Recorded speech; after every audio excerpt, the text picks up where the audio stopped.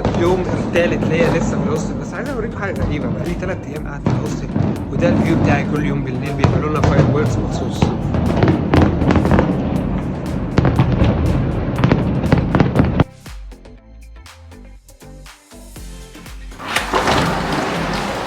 متابعيني الاعزاء ومشاهديني من كل مكان، اهلا بكم في دبي.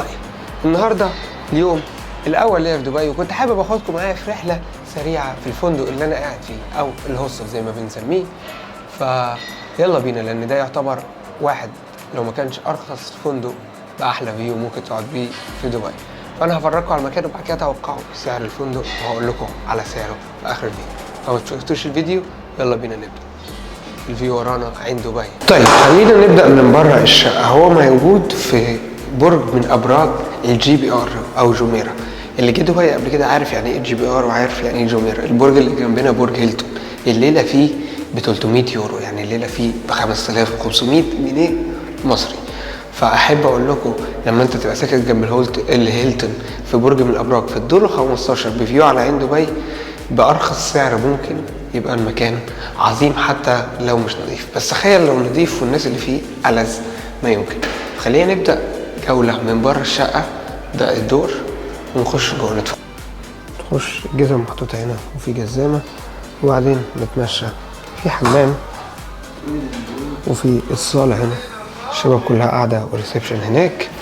في نفس الوقت هنا المطبخ شيرد، وفي تلاجة تحط فيها اكلك. واهم حاجه دايما افكركم فيها كل ما بعمل فيديو عن هوستل، لازم تكتب اسمك على على الاكل بتاعك عشان ما يتاخدش. ده الرول. remember unlabeled food will be thrown away. وهنا المطبخ خليني افرجكم عليه، تحسك في مطبخ بيتكم. لا اما بقى دي الطرقه فعلا حرفيا كانك ماشي في طرق بيتكم. وفي هنا خريطه. الصراحه اللقطه دي حلوه جدا. كل واحد بيجي من بلد بيحط علامه. يعني انا من مصر حطيت هنا ان انا جاي من مصر. في ناس من اوروبا كلها، في ناس من امريكا اللاتينيه، ناس من كل حته. لا زي ما انتم شايفين، والناس بتكتب رساله حب للمكان، وفي ناس بتحط فلوس، لدرجه ان هنا عندنا 1 جنيه مصري. بصراحه لقطه جميله جدا. خليني بقى افرجكم على الاوضه. ده دولاب كل واحد ممكن يستخدم فيه حاجه.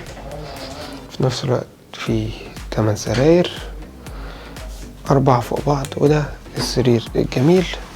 بصراحه سرير مبهدل، بس الاوضه نظيفه جدا. اول مره في حياتي في هوستل امشي حافي، لان انا حاسس ان انا في البيت، والمكان بيتمسح في اليوم فوق 10 مرات. دايما نظيف جدا. والحمامات نفسها حتى بخشها حافي، لان انا ما عنديش شبشب. معيش شبشب ضاع، بس الحمام نظيف جدا. خلينا نكمل واوريكم الفيو. الحمام هنا اهو،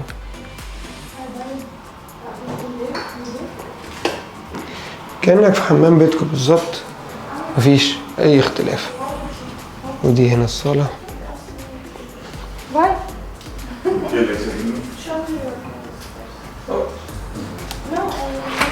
وده الفيو العظيم. هناك في الهيلتون، وده البرج بتاع الهيلتون. صباح الخير. الميزه بقى دايما في الهوستل ان انت لما بتروح مكان ومش عارف في حد، بيبقى دايما ليك صحاب فيه، لان انت بتقابل ناس كتير من دول كتير، فبيعرفوك على المكان. لو انت مش عارف حاجه، لو انت عايز تروح مكان وعايز حد يجي معاك، عايز تخرج، عايز تعمل اي حاجه، دايما هتقابلهم في الهوستل. فتقعد في مكان رخيص، بتعمل صحاب جديده، تقعد بفيو عظيم. يعني هنا مثلا عندنا واحد من روسيا، واحد من فرنسا. Where are you from? Hola, México. من المكسيك. How long have you been here? 3 months. بقالها 3 شهور قاعده في الهوستل. فالهوستل يعتبر هو بيتها. مش بس كده، كمان الهوستل فيه ايه؟ في بول وفي جيم. مش عارف محتاج ايه تاني. صباح الخير. Nada más que How do you say صباح الخير? صباح الخير. صباح الخير. You can speak Arabic? مساء الخير. Where are you from? أنا من فرنسا وأتعلم العربية. واو. أعرف بعض الكلمات لكن لا أفهم عندما يتكلمون الناس. How long have you been here? 1 year. 1 year. Yes. And you learned here. Yes, أنا أتعلم مع صاحبي من مصر. حبيبي. حبيبي.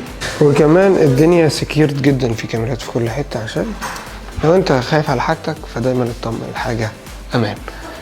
الجيم والبول الصراحه اضافه عمري ما شفتها في هوستل غير في اسيا، لان عندهم مساحات واسعه. بس تخيل في دبي يبقى عندك جيم وبول وعندك مكان تركن عربيه لو معك عربيه، فانت تقريبا انت قاعد في فندق بس حاجز فيه سرير، مش حاجز فيه اوضتك.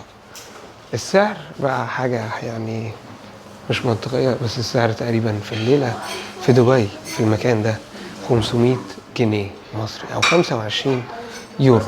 25 يورو يبقى اقل من 500 جنيه. مش عارف لو انتوا جيتوا دبي هل هتقعد في مكان زي ده ولا هتحب انك تأجر فندق؟ قولوا لنا في الكومنتات، وما تنسوش كالعاده تدعمونا وتدونا لايك وشير الفيديو مع اصحابكم اللي جايين دبي او اللي بيفكروا يجوا دبي عشان تساعدوهم بدل ما يقعدوا في فندق غالي على الفاضي. واشوفكم في الفيديو الجاي ومغامره تانية من دبي. سلام.